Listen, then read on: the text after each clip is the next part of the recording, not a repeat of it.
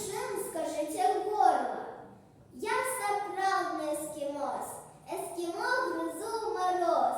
Мог бы съесть целый воз. А причем, скажите, нос?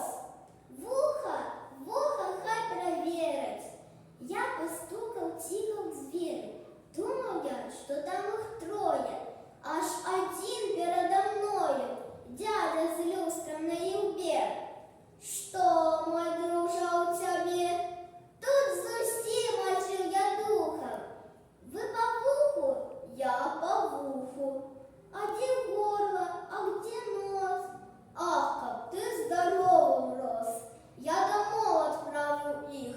Сам працую за троих. Я подумал, вот ён где, кто поможет мне в беде. Доктор Козырок люстраны опустил мне шею на лоб. Ну, товарищ поважанный, стоп, кричу я, стойте, стоп! Вы мне уши проверяете, не чапайте вы мой нос.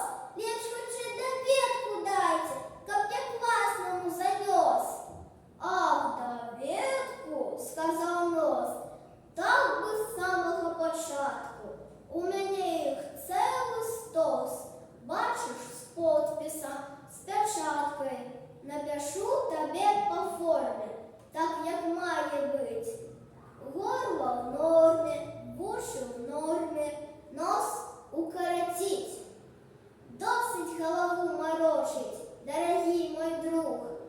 А хто буде укорочувати? А я сам хірург.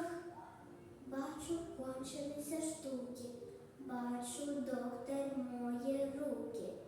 Дав я з кабінета чосу, радий, що застався з носом.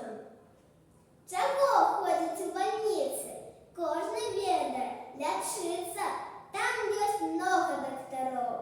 І так лечать, будь здоров.